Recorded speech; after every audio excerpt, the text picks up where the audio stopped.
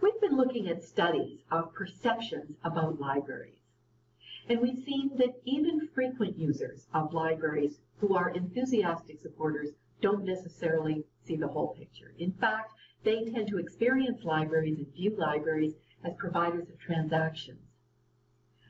They value those transactions for certain, but they tend not to know much about the big picture, in which the impacts of libraries are truly transformative on communities. For example, Making Cities Stronger, a study of urban public libraries, highlighted investment in early literacy as one of 4 major ways in which public libraries make a city economically stronger. Literacy, as we know from all kinds of research, is a huge determinant of later well-being for the individual and ultimately for the economy and for community social and economic life. The evidence shows that preschool reading readiness programs in public libraries have a major impact on family literacy behaviors when those programs are offered in ways that involve the parents and the caregivers, and when they focus on specific pre-reading skills. And furthermore, this impact occurs regardless of income levels and ethnicity. Now, wow, there is a big impact. We know from research that a child who is reading poorly in the 1st grade has about, unfortunately, a 90% probability of reading poorly at the end of the 4th grade. So that early start really is critical. We all know what happens when this goes badly, the vicious circle. It's connected to dropping out of school. There's some correlation with getting in trouble with the law, to having poor access to good jobs, and so on. But when early reading goes well, and the child becomes a proficient reader, we have a virtuous circle. The individual is more likely to thrive, and so is the community. So that investment in reading readiness is a big lever. We also know from research that we become proficient readers by reading a lot. The public library, again, has the collection and the services from librarians to make reading enjoyable, both of which are fundamental to reading a lot. So as advocates, we need to talk up the role of libraries in reading readiness, enjoyment, and proficiency as fundamental to a thriving life. And we need to use the language that helps people understand how powerful the work of those librarians is. In my view, phrases like story time, though they have a lot of positive associations, can be pretty unhelpful in communicating what really goes on, because our preschool programs are certainly enjoyable, but they are really about reading readiness, and people care about that and value it. So let's talk that way so that we will create better understandings of what's at stake and what happens. Another transformative service that was identified by the Making Cities Stronger study is employment readiness and support. And indeed, a later study by OCLC showed just how many people use the library's job-related services, help with career resources, access to technology for job searches and job applications, access to resources that would help people improve their technology-related skills or their job knowledge for the future. These services come to the rescue of individuals and communities, particularly in economic downturns, don't they? And of course, the free services of libraries support learning and recreation when there's just no money. Libraries have in fact been referred to as recession sanctuaries. What a great way to communicate the value of libraries in bleak economic times. Small business is a third area of impact identified by the Making Cities Stronger study. Public libraries support small business development by providing practical information, of course, and a network of connections and local partnerships to aspiring entrepreneurs.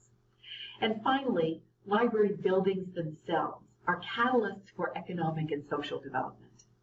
That's because they attract large numbers of people, they are safe, attractive community spaces, and they contribute to neighborhood life and communication. These are impacts that aren't at all obvious in individual transactions, are they? So they're not necessarily obvious to library members or to non-members who make decisions about libraries, but they are hugely significant. And as advocates, we need to understand these impacts, and we need to speak the language of economic and social development and impact. Another surprise, civilians do not normally see libraries as being highly vulnerable on the financial front. Insiders, that is staff, and board, friends, and so on, are actually constantly occupied with the problems of being cash-strapped. The lack of civilian awareness may actually be part of a, well, always there, or the taken for granted syndrome. But more than one study, long overdue, and the From Awareness to Funding, both of which I've already mentioned, have found that people really don't know much about library budgets, and therefore don't know how much libraries need money. So this has implications for the way we communicate both importance and urgency, since libraries can't live on love. People tend to find out about the vulnerability of libraries when there's a budget crisis or a serious threat of loss, and frankly, that's no time to establish sober understandings. We have to develop the relationships and the understandings in advance. Now, I've noted that the economic impact of libraries is largely unrecognized. Yet many studies in several countries have demonstrated that libraries deliver a high rate of return on the community investment. A recent study of the Toronto Public Library System showed it as returning $5.63 for every dollar spent to support it. And to individual members, there's a total for direct benefit of up to $500. In the state of Victoria, Australia, the return for every dollar invested in public libraries was found to be $3.56. It was also found that public libraries supported over 4,000 jobs and added $120 million to the gross state product. So the methodologies vary a bit from study to study, but we have studies available from Norway, Korea, Australia, Florida, and Seattle and New York City, among others, that all show that benefits significantly exceed the costs. There are several categories of benefit and, of course, different methodologies, as I mentioned, for measuring them.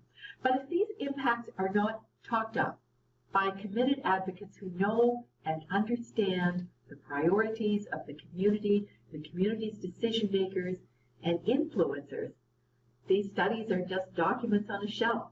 So advocates need to know and understand the terms that are used in economic impact studies so that they can themselves use that evidence to influence support. Just in concluding here, I just want to remind you that civilians don't classify libraries into these neat little categories the way insiders use and the way that I've done in this video. Instead of thinking of public libraries and academic libraries, school libraries, and special libraries, the civilians just do not make these distinctions. Several years ago, in fact, research on attitudes of executives toward corporate librarians were found to have been influenced by the executive's experience of their high school librarian.